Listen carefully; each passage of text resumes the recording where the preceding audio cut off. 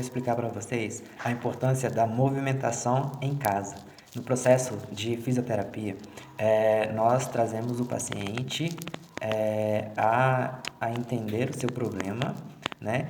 E assim como, por exemplo, um paciente vai a um médico e o médico receita, prescreve para ele um medicamento e o paciente se torna ativo em ir comprar o medicamento e tomá-lo naqueles horários, vamos supor que de 3 em 3 horas ele tomar o medicamento para o controle da sua dor, nós dentro da fisioterapia com tratamento também dentro de uma avaliação, por exemplo, de um bloqueio de movimento, uma rigidez articular e controle da dor, nós também prescrevemos. Só que a nossa prescrição, ela se baseia-se em movimento, em manter-se o paciente, né, a pessoa ativa no processo de reabilitação dela.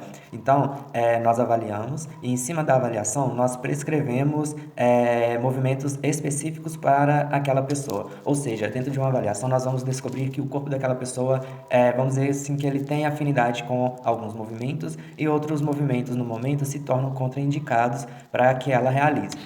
E ao ser realizada a avaliação, então, nós programamos para ela aquelas repetições, vamos supor que uma paciente foi avaliada e ela apresentou um bloqueio articular, vamos dizer, ali na coluna. E aí vamos dizer que nós encontramos que uma preferência de movimento em que melhorou a sua funcionalidade em todos os ângulos, vamos dizer assim, da coluna, o dobrar para frente, o dobrar para trás, o inclinar para os dois lados, que todos esses movimentos melhoraram quando ela fez repetidas vezes movimentos de flexão do tronco. Então, esse movimento ele vai passar a ser indicado para essa pessoa e ela vai realizar X vezes no dia, que vai ser combinado com o terapeuta, quantas vezes essa paciente vai realizar esse movimento e o número de repetições específicas também para esse paciente. E ele vai levar esse exercício como tarefa, como um medicamento para ele, onde que, se ele realizar menos vezes, por exemplo, a gente coloca para ele realizar de 4 em 4 horas um movimento. Se ele realizar menos vezes, ele terá menos efetividade no controle e na melhora de funcionalidade e controle da dor.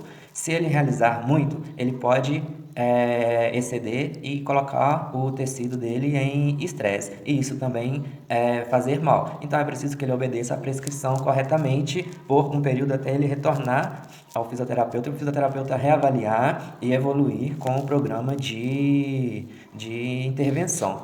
Então, às vezes o paciente e as pessoas vão lá no YouTube e pegam movimentos que falam lá que é para dor na coluna. Porém, esse paciente ele não foi avaliado por aqueles profissionais, às vezes, que muitas vezes postam no YouTube informações. E aí, às vezes, você vai fazer um movimento que, sem avaliar, aquele movimento é contraindicado que você faça naquele momento. E aí dá ruim. Então, é necessário que você seja avaliado e saiba os movimentos que você pode realizar para melhorar o seu quadro de dor.